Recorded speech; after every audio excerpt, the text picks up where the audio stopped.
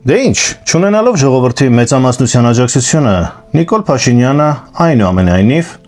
ձևավորում է իշխանություն։ Այն կանխատեսումները, որ ես անում էի, գրեթե ամբողջությամբ իրականություն դարձան, ով ինձ գիտի, անձնական զրույցներում այդ մասին ես նախապես զգուշացնում էի, շատ բան չէի ուզում շատ փակագծեր բացել իմ տպավորություններից, թե ինչպիսի արդյունքներ կլինեն, որպեսզի չի հիասթափեցնեի ձեզ սիրելի բարեկամներ, որպեսզի պայքարը այն համակարգի դեմ, որը արատավոր համակարգի դեմ, որ ձևավորվել է Հայաստանում, չթուլանա։ Մեծ հաշվի առնելով բոլոր գործոնները, իմ համար այս սցենարը սպասելի էր, եւ ես ընդհանուր առմամբ նախորդ իմ տեսանյութերում ձեզ պատմել եմ այդ մասին, որ Նիկոլ Փաշինյանը չունի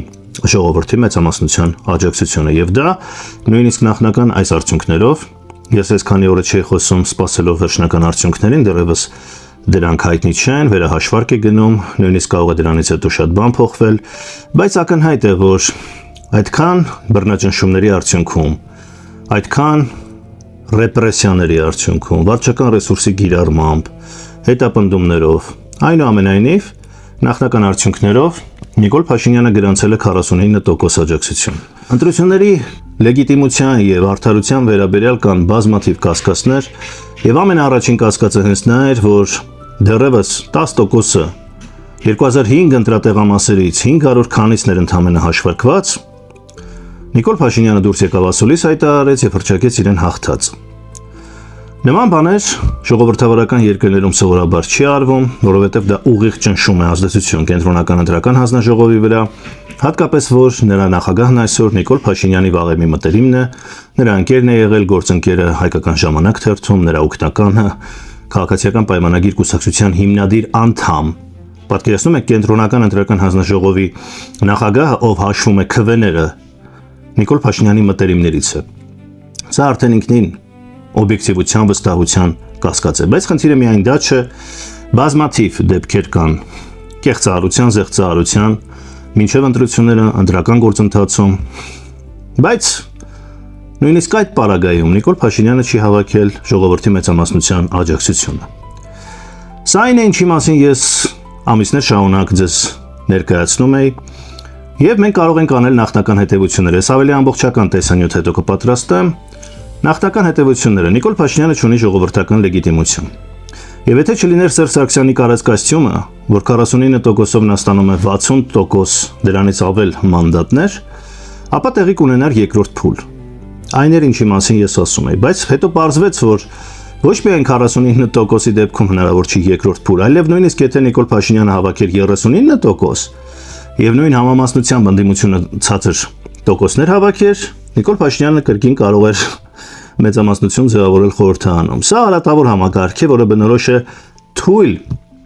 կայունություն անկայուն երկրներին, բայց այսպիսի մասշտաբի չկա երևի թե, որ այսպես Սերժ Սարգսյանը այնպես է գծագրել, որ որևէ իշխանություն, նույնիսկ ամենաթույլ, ամենավարկաբեկված իշխանությունը Հայաստանում 39-40% ձայներով կարող է հաղթել։ Բայց ժողովուրդը ինչ ցույց տվեց։ Ժողովուրդը ցույց տվեց, որ 50%-ից ավելով չի վստահում Նիկոլ Փաշինյանին։ Ժողովուրդը ցույց տվեց, որ չի վստահում նաև ընդդիմությանը։ Եվ այստեղ կա մեծ հաշվով համակարգային լեգիտիմության խնդիր։ Ժողովուրդը առանձին վերցրած փաստորեն մերժում է բոլորին, մերժած ունի բոլորին, չի վստահում իր մեծամասնության մեջ։ Հավաքական առումով, բայց սիրելի ժողովուրդ, դու գնացիք եւ հաստատեցիք նույն համակարգը։ Գրեթե նույն համակարգը։ Եվ ինչ որ իմաստով հիասթափեցնողն այն է, որ երրորդ ուժերին դուք չվստահեցիք։ Ես կարող եմ արձանագրել իմ մասով հետեւյալ եզրակացությունը, սիրելի բարեկամներ։ Որոշ առումներով ես հաջողություն եմ գրանցում, որովհետեւ այն կոչը, որ ես հղում էի ձեզ, օրինակ, իշարս բազմաթիվ մարդկանց, մասնակցել ընտրություններին, ցուցաբերել բարձր մասնակցություն։ Դուք դա ապահովեցիք, ինչի համար անձնապես ես շնորհակալ եմ, որովհետեւ եթե այդ բարձր մասնակցությունը չլիներ, Նիկոլ Փաշինյանը գուցե բացարձակ մեծամասնություն հավաքեր։ Բարձր մասնակցությամբ դուք ցույց տվեցիք, որ ժողովուրդը իրականում չի աջակցում Նիկոլ Փաշինյանին մեծամասնության մեջ։ Իմ կոչը տեղ է հասել, ես դրա համար ուրախ եմ։ Ես մի քիչ հիասթափված եմ այն առումով, որ իմ կոչը տեղ չհասավ երրորդ ուժերին աջակցելու տեսանկյունից նոր ուժերին։ Սա ցավով եմ արձանագրում, որովհետև նախկին ներկա այդ արատավոր համակարգը նորից վերահաստատվում է, բայց երրորդ ուժերը կարող են բալանսի դեր խաղալ, թե իշխանության համար, թե ընդդիմության, ավանդական ընդդիմության համար։ Եվ բերեին թարմություն, բերեին ավելի մեծ վերահսկողություն, կանխեին մենատիրությունը Հայաստանում։ Երրորդ ուժերին դուք չվստահեցիք, եւ այստեղ հարց եմ տալիս, ինչու չվստահեցիք, ինձ հետաքրքիր է, դուք ինչու չվստահեցիք նոր դեմքերին, երիտասարդ դեմքերին։ Որովհետեւ նրանք նախկինների հետ են կապվում, որովհետեւ նրանք Նիկոլի հետ են կապվում, որովհետեւ ինչն է պատճառը, ես ուզում եմ դա միասին պարզենք։ Բայց ես արձանագրում եմ փաստը, որ երրորդ նոր ուժերի հանդեպ կա մեծ պահանջարկ հասարակության մեջ, բայց այս ընտրություններով դուք նրանց չաջակցեցիք։ Պատճառը պետք է պարզել, սա խնդիր է, կարելի է այս պահին երկու եզրակացություն անել, կամ կեղծ է այն պնդումը, որ ժողովուրդը երրորդ նոր ուժերի պահանջ ունի, կամ գոյություն ունեցող ուժերը ժողովրդի կողմից չեն ընկալվում որպես երրորդ եւ նոր ուժ եւ չեն վայելում վստահություն։ Այսպիսով, ժողովրդական մեծ մասնակցությունը խնդիր է լուծում։ Նիկոլ Փաշինյանը զրկվել է սահմանադրական մեծամասնությունից։ Նա չի կարող միայնա հանրաքվեի դնել սահմանադրական փոփոխությունները։ Դրա համար նրան պետք է ընդդիմությունից ձայն։ Պակասում է 2 ձայն նախնական հաշվարկներով, վերջնական արդյունքներով դեռևս հետո կխոսենք։ Սա նշանակում է, որ նա Ալիևի պահանջը միակողմանիորեն դժվարանալու է կատարել։ Եթե չկարողանա կատարել, Ալիևը կարող է բարկանալ եւ սկսել ռազմական գործողություններ, եւ դրանով կփլուզվի Նիկոլ Փաշինյանի խաղաղության այն խոստումը, որի համար շատ-շատերը գուցե գնացել եւ նրան ընտրել։ Նիկոլ Փաշինյանը այս պարագայում կամ լիովին ձախողելու է իր նախընտրական ծրագիրը, կամ գնալու է արտահերթ ընտրությունների։ Իսկ ինչ վերաբերում է մանդատներ վերցնել չվերցնելուն ընդդիմության կողմից, քանի որ վերջնահաշվարկ չի եղել, սիրելի բարեկամներ, առայժմ բաղ է խոսել, թող իրենց դիրքորոշումը արտահայտեն, ես կասեմ։ Բայց ես նախապես ասել էի, որ սահմանադրական ճգնաժամ, եթե ընդդիմությունը նպատակ է հռչակել Նիկոլ Փաշինյանին հեռացնելու, նրանք պետք է հենց նույն գիշերը դրա առավոտյան սկսեն գործընթաց Սահմանադրական ճգնաժամ հարուցելու, քաղաքական ճգնաժամ, որովհետև քաղաքական ճգնաժամը հենց Նիկոլ Փաշինյանը իրենով սկսեց,